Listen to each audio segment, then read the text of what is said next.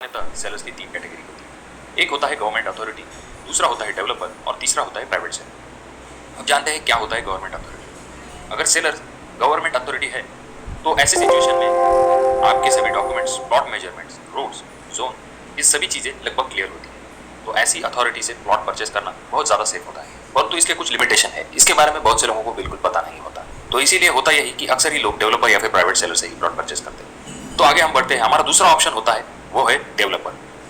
Usually developer जो है बड़ा प्लॉट परचेस करके या फिर बहुत साल पहले उन्होंने प्लॉट परचेस किया होता है, उसके बाद में वो लोग उस प्लॉट के डॉक्यूमेंट्स क्लियर करते हैं और उसके बाद में उसमें रोड, एमिनिटी, ओपन स्पेस, इस तरह की चीजें छोड़ने के बाद प्लॉट क्लियर कर देते हैं और उसके बाद में वो लोग प्लॉट बेच देते हैं। अगर आप डेवलपर से प्लॉट परचेस कर रहे हो तो आपको सिर्फ रेपुटेड डेवलपर के पास से ही प्लॉट परचेस करना है और आपको जानना है कि उनका ट्रैक रिकॉर्ड किस तरह से है और वो लोग किस तरह की सर्विस प्रोवाइड करते हैं। ऐसे लोगों के पास से ही प्लॉट परचेस कीजिए।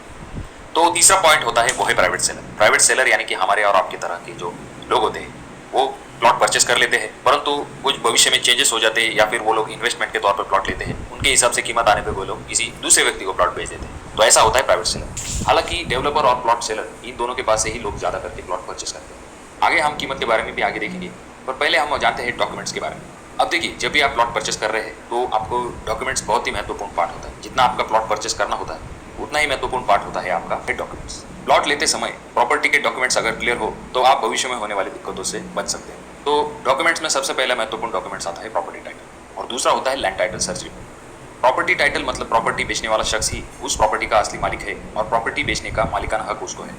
और लैंड टाइटल सर्च रिपोर्ट जिसमें कि आपको प्रॉपर्टी की हिस्ट्री मिलती है, जैसे कि प्रॉपर्टी का मूल मालिक कौन था और किस तरह से ये प्रॉपर्टी ट्रांसफर होते हुए इस मालिक के पास आई है, इसकी जानकारी आपको लैंड टाइटल सर्च रिपोर्ट से मिलती है।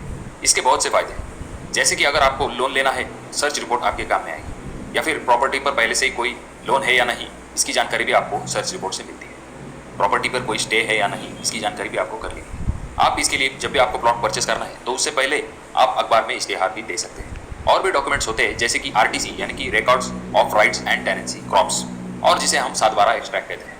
इस 7/12 पे बहुत से डिटेल्स लिखे होते हैं और इस पे भी आपको पता चलेगा ये जो प्लॉट है इस पे कोई एक से ज़्यादा व्यक्ति का अधिकार इस प्लॉट पे है या नहीं, इसकी जानकारी आपको 7/12 पे भी आसानी से मिल सकती है। उसके बाद में अगला डॉक्यूमेंट्स आपको जान लेना है कि पावर ऑफ अटर्नी। अगर उस प्लॉट के ऊपर कोई पावर ऑफ अटर्नी है तो इसकी जानकारी भी आपको पहले से ही होनी चाहिए। अगले जो पॉइंट है हमारा तो वो है एफएसआई। एफएसआई यानी कि फ्लोर स्पेस इंडेक्स, मतलब प्लॉट के कितने एरिया में आप निर्माण कर सकते हो और कितना एरिया आपको फ्री छोड़ना है। आप प्लॉट लेते हो, अगर आपने 30/30 का प्लॉट लिया तो ऐसा नहीं होता कि आपको 30/30 में ही पूरा निर्माण कार्य करना है। आपको जो है फ्री स्पेस छोड़ना पड़ता है साइड में, जैसे कि हम कहते हैं जहाँ पर आपके कंपाउंड वाल और आपके घर के बीच में जो डिस्टेंस होता है उतनी जगह आपको फ्री छोड़नी पड़ती है, तो उसे कहते हैं फ्लोर स्पेस इंडेक्स। तो इसका रेशो बहुत सी जगह पे लोकेशन के हिसाब से अलग अलग होता है, यानी कि ये एक तरह का रेशो होता है बिल्टअप एरिया और लैंड इन दोनों के बीच का। तो चलिए अगला पॉइंट हमारा जो है वो है जोन।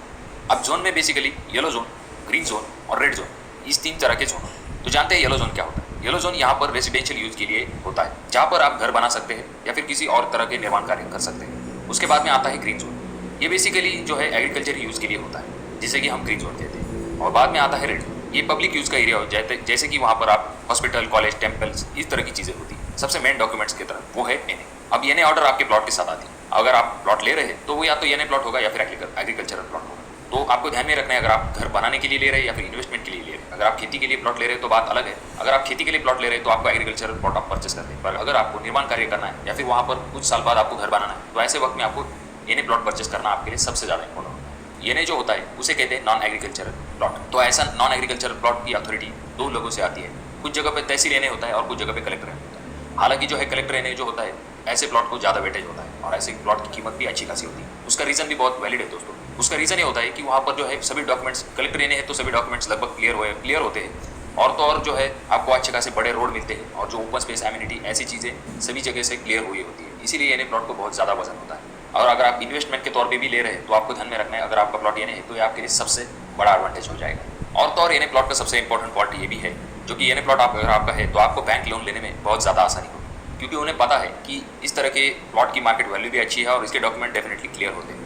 तो इसीलिए आपको ध्यान में रखना है कि एनए प्लॉट अगर आप लेते हैं तो ये आपके लिए अच्छी बात हो जाएगी। और तो और उसमें अगर आपका प्लॉट कलेक्टर एनए तो ये आपके लिए डेफिनेटली अच्छी बात हो जाती है। प्लॉट परचेस कर रहे हो तो आपको किसी रियल एस्टेट एक्सपर्ट की सलाह लेनी है। वहाँ पर कौन कौन से डॉक्यूमेंट्स आपके लिए इंपॉर्टेंट है, इसकी सलाह अगर आप किसी रियल एस्टेट एजेंट के पास से लेते हैं तो ये भी आपके लिए अच्छी बात हो जाएगी। कुल मिलाकर प्लॉट खरीदते वक्त डॉक्यूमेंट्स ये सबसे पहला और महत्वपूर्ण कदम है। प्लॉट लेते समय आपको सभी डॉक्यूमेंट्स क्लियर होने आवश्यक है, और तो और आपको आपके हिसाब से भी थोड़ा बहुत रिसर्च कर लेना है। और सभी डॉक्यूमेंट से है एक बार चेक कर लेने हैं प्रॉपर से। और आपको इसके बारे में नहीं पता तो किसी एक्सपर्ट से सलाह लीजिए जिसको कि डॉक्यूमेंट के बारे में पता हो। तो दोस्तों ये थी कुछ डॉक्यूमेंट से जुड़ी हुई प्लॉट की बातें। इसका पार्ट 2 हम बनाएंगे जिसमें कि आप